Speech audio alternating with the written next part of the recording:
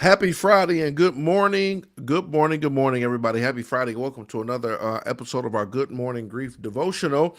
It's your boy, Pastor Corey Allen Duncan Sr. So happy and excited and ecstatic and elated to have this wonderful opportunity to come to you today to lead you in a very special way into yet another grief devotional. This is the daily grief devotional that is strategically designed to help you to navigate through your grief one day at a time. That's right.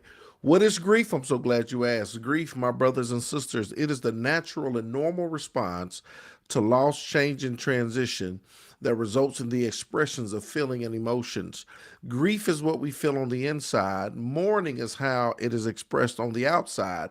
Therefore, we don't suppress it, but we express it, we address it.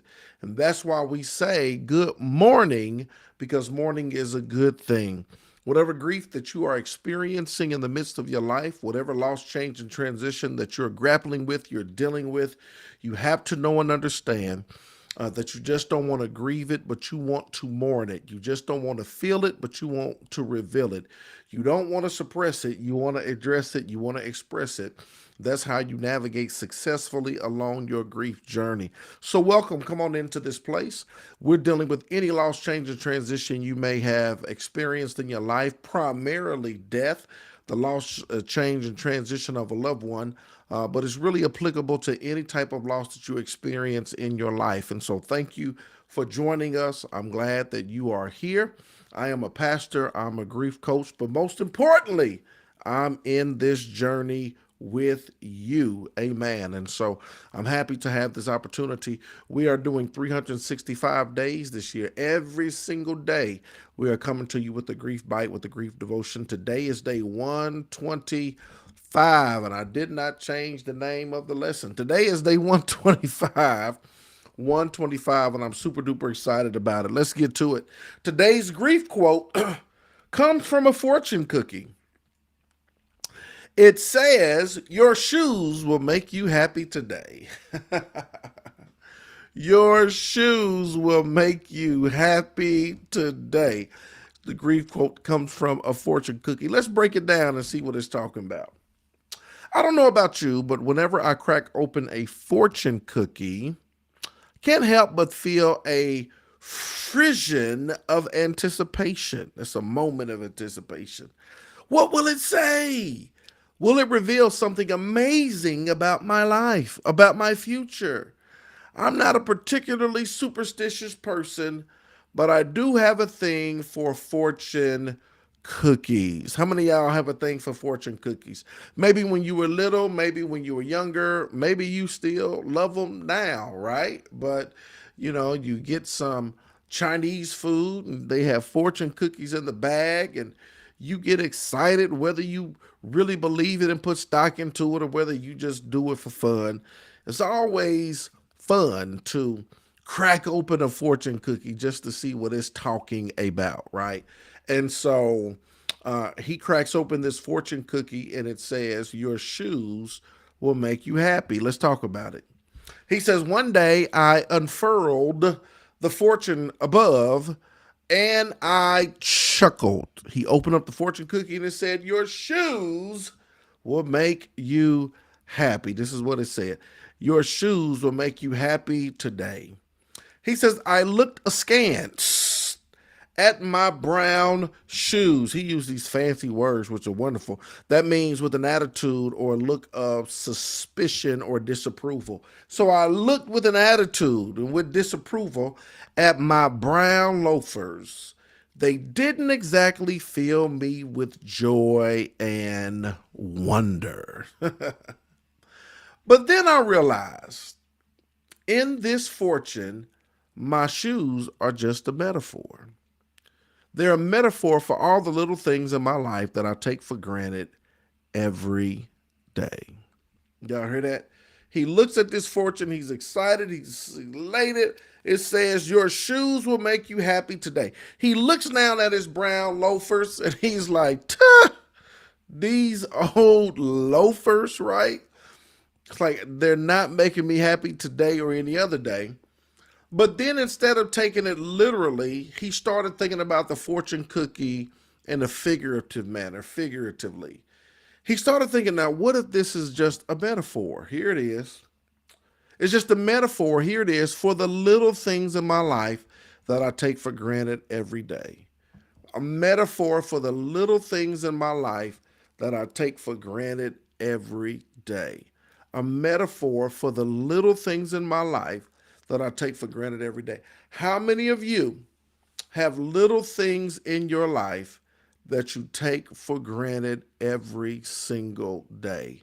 Little things that you see, that you observe, that you get to feel, that you get to experience, that you have, that you take for granted on a daily basis.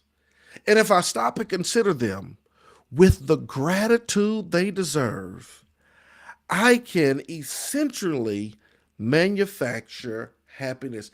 If you stop and consider them with the gratitude they deserve. How many of you have little things in your life that you take for granted every day that if you stopped and considered them with the gratitude they deserve, that you could manufacture happiness? I'm talking about right now in the midst of your grief, right? Because when all you see is what you see, then you'll fail to see what you need to see.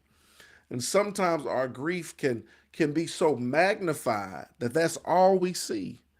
When there are little things in our life that we still get to have and experience and feel and enjoy and we're blessed with, that we take for granted every day. But if we stop and gave them the gratitude they deserved, if we stopped and gave those things the gratitude they deserve, y'all, it would begin to shift some things. Check this out. He says, I try to remember this fortune on days when my grief is pulling me under. This is where you utilize this thing. He tries to remember this fortune on the days when his grief is pulling him under. When I'm tempted to allow my grief to pull me under, when it's pulling me down, when it's weighing heavy on me, when it's super duper heavy, when all I see is what I see, I don't want to fail to see what I need to see. So I try to remember the little things, the little things, the little things. This is so important. I'm gonna tell you why this is important. He says I try to remember. I try. If I try, I can find gratitude, right? For my favorite reading chair, the little things. My daughter's text, the little things. My wife's smile, the little things. And yes, even my shoes. The little things, right? This is what you call healing grief with gratitude. Healing grief with gratitude. There's a young lady, and I forgot her name. Forgot her name, but she lost her son. I don't know if it was a drowning incident. It was something that happened. She lost her son, and she was just in a very dark place. And she decided that she says, you know what? In order to pull myself out of this, um, I'm going to heal grief with gratitude, right? And so she started. This is where the whole jolt movement, if you ever heard of jolt, she says, I'm going to heal grief with gratitude. And every single day, I'm going to jolt, Jolt. What is jolt? Jolt stands for just one little thing. If I can be grateful, if I can notice, if I can have gratitude for just one little thing, that eventually over time, in the days and in the weeks and the months to come, if I journal this and if I can jolt just one little thing, if I can be grateful for just one little thing and continue to add this to my list, eventually I can heal my grief with gratitude, to be grateful. Because remember, when all you see is what you see, then you'll fail to see what you need to see. And sometimes the grief can be so overwhelming that it's all you see. But when you decide to jolt, when you say, you know what, every single day, just one little thing. And we used to do this in November, heading into December. That was the initial stages of before we did this devotional. You know, we always had a focus on grief, And so we would joke. We would tell people to post it online, share it with a friend, just one little thing. We would do like 30 days, just one little thing, because we wanted to be intentional about helping to heal our grief through gratitude. And so she said, if I could just one little thing. And I want to encourage you, right? Just one little thing. One little thing. One little thing, like those brown loafers. It's a metaphor because there are so many things that are still that you bless with. You have access, and I'm not. We're not denying your grief, right? You have permission to feel how you feel, but I want you to be able to observe and look around and here it is, have gratitude for even that which remains, right? Because I know it's hard and I know it's tough and I know it's rough, right? But if you can jolt, just one little thing, just one little thing, the sun is shining, just one little thing, health and strength, just one little thing, the activities of your limbs, just one little thing. You got out of bed, just one little thing. You paid a bill, just one little thing. You went for a walk, just one little thing. Thankful for just whatever, right? As you navigate through your day, you you begin to observe the little things. A hot cup of tea, a hot cup of coffee, a glass of cold lemonade on a hot spring summer day, the breeze that's blowing through your hair, the ability to sit on your porch. You hear the laughter of the children around you. Just one little thing. A memory with a loved one. A memory with the loved one. Yo, yeah, we got to go to so and so, so and so. I got to take them to here. We went to the game. We went to this restaurant. Just one little thing. Just one little thing, right? You can heal your grief with gratitude, that you can observe the things that are around you and begin to give gratitude for just one little thing. Look at the final thought of the day. I would try to notice and muster gratitude for at least three things. Tote. I told you the joke, just one little thing. They said three things. Just three little things. JTLT. Uh, I would try to notice and muster gratitude for at least three everyday things today. That ain't bad. I would try to muster and have gratitude for three things every day. Three things. I said joke, just one little thing. You could do three. But if you can understand that you can heal grief with gratitude, right? You can heal grief with gratitude. You can heal grief with gratitude. Talk to me. Questions, comments, questions, comments, questions, comments. Matter of fact, can we put this into practice real quick? Can you jolt for me? For everybody that's watching, I know a lot of people watching, you don't like to post, and that's fine. But can you just put just one little thing in the comment? One little thing in the comment that you are perhaps grateful for, that you have gratitude for. One thing around you, one thing that you get to do, feel, experience, have. You can look around you now, or you can think about yesterday. You can think about the people, places, things in your life. Drop it down below. Just one little thing. Let's put it into practice.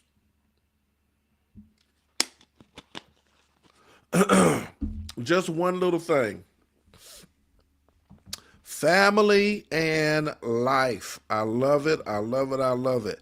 Life. I love it. I love it. I love it. Thankful. Let me see. For being on those people. Good job that helps keep my mind focused. I love it. I love it. I love it. Thankful that my loved one is in the land of no more. All right. I love it. I love it. I love it. Corey with the K, a comfortable home to live in. Because I'm telling you, because I'm telling you, because I'm telling you. Carla DW, having daily contact with my mother. Beautiful, beautiful, beautiful. Nikisha, grateful that I was able to see my youngest son turn 18 yesterday and that he hugged me. Yes. Beautiful. Carmen Kennedy, another day. I love it. Stacia Holloway, peace. I love it. Willette McCants, waking up. I love it. The real deal, grateful for my voice, inner and outer beauty, health and resilience. I absolutely love it. Sonia Perry Bostic, family and girlfriends pray, leading me to this connection. Ain't that it? Ain't that it? A lifelong connection. I'm so glad as well. Beautiful. So, do you see how putting this into practice on a daily basis? Some people have gratitude journals, right? You can have a gratitude journal that every single day you choose to extract the good out of what is seemingly not so good. When you're in the season of grief, it doesn't feel good. But every single day, if you observe, every single day, if you take the time to strategically and intentionally extract the good of the day or the good of the moment, if you extract that out, you can heal grief with gratitude. That you can sit with your coffee, you can sit whatever, and you can just journal, man, what's three things I'm grateful for today? Because a lot of times you'll discover you got a lot more going for you than you got going against you. Eunice Murray, I am thankful I can see in color. I have people in my life that love me. That is absolutely beautiful. Thank you for sharing. Miss Stansberry, gratitude that God has been consistent with keeping me. Ain't that it? Oh, to be kept. I love it. Facebook user hearing positive message daily. Rhonda Pullen. Hey, Sister Rhonda. I love it. Hearing that positive message daily, which feeds my spirit. I love it. Today is my father's birthday and my mother's birthday this month. Other 28. I miss them every day. Thank you for sharing that, Facebook user. Yes, absolutely. Absolutely. There are so many things that we can be grateful for. There are so many things that we can have an attitude of gratitude for if we just pause for the cause and just take the time to observe, to look around us, to begin to see the things in which we can have gratitude for, right? And so having an attitude of gratitude, having the opportunity and the ability to heal grief with gratitude, having the opportunity to observe and look around and to record those things in which we are grateful for. Hey, Anna Mason Moore, grateful to be independent and able to do things for myself. So many people I know and love are disabled or stricken with a chronic illness. Yes, there's so many things, so many things that we take for granted. Health and strength, being able to do things for yourself, right? You don't have a chronic illness. You're not disabled, right? Yeah. And I know we're going through grief and I know it's painful, but I'm telling you, you can heal grief with gratitude. When you start to journal and look at the things that you're grateful for, right? From something as simple as a cup of coffee in the morning that was wonderful, or all the way to my health and my strength and the activities of my limbs and a car that's running in the house. I got food, I got shelter. Whatever it is, I want to challenge you to get you a gratitude journal. Y'all love to shop anyway. This gives you a reason to go to Ross. This gives you a reason to go to um, not Five Below. What's the store? This gives you a reason to go to Ross, to go to Home Goods, to go to Marshalls. This gives you a reason to jump on Amazon, right? And go get you a gratitude journal. You could just go to Amazon. You ain't gotta go out to them places because y'all gonna buy purses and clothes and everything else. Just go to Amazon and type in gratitude journal. And they got so many different gratitude journals. And I'm telling you, you can do just three things a day, right? And this is doing the work. Remember, Mourning requires what? Mourning requires motion. There has to be motion. You cannot be still. You cannot be stagnant. When you're still and you're stagnant, you're stuck, right? But when you understand that mourning requires motion. Let me take it a step further. You can heal grief with gratitude, not just for what you still have and what you're able to observe, but even when you consider the life of your loved one. What are the aspects of their life that, even though they're not here, you're grateful for? What are you grateful for? Right? What are you grateful for? If you have gratitude towards, what are you grateful for? Right? How many chapters did they get to live? My father died when he was 57. Grateful for 57 chapters, right? Maybe they died when they were 21, right? And of course, you wanted to see them to grow old and have children, and you wanted to see them turn, 30, 40, and 50. But you could be like, man, I'm grateful for the 21 chapters I got. Maybe they were 15. Maybe they were 10. Maybe they were three, right? Maybe they were three. And the reality is, man, I wanted to see them turn 10. I wanted to see them be snagger teeth and not have teeth. I wanted to see them become a teenager. I wanted to see them go to the prime. But you know what? Man, I'm going to write in my journal. I'm grateful for the three chapters I got. Oh, it was short lived. I don't feel like it was enough, but I just thank you for the three. I thank you for the three chapters, right? I thank you for the three chapters. I thank you for the three chapters. My mama, dad is 47, and now I'm 50. My mama's dad is 47, and now I'm 52. My mama's dad, 47. Okay. My mother died at 47, and now I'm 52. I was trying to do the math, like, okay, hold on. Like, wait a minute. I was trying to do the math. I'm like, that's not adding up. My mother died at 47, and now I'm 52. Absolutely. You know what? And I think there is um, I don't know. Is there anxiety too around people who have lost parents? Is there anxiety of, will I live to at least be the age that they lived, right? I know my father died at 57. And sometimes I'll be wondering, like, man, am I going to at least make it to 57? Right. And my mother, and that was 11, 12 years ago. And, my mother's older. And I'm like, am I going to make it to that age? Right. I think, especially when they die, what we consider to be young, I don't know if we develop anxiety around whether or not we'll make it to that age. They say, yes, sir. Yeah, because I be thinking that. I be thinking that, like, wow, am I going to make it to that? That's interesting. And so, yeah, I think that's good, man. I'm telling you, you can do a gratitude. You can heal grief with gratitude, gratitude for the things around you, but also for the loved one um, that has transitioned. I would dare you to just write down, one, two, or three things that you're grateful for from their life, right? The pictures they gave you, I always think about moments, minutes, and memories.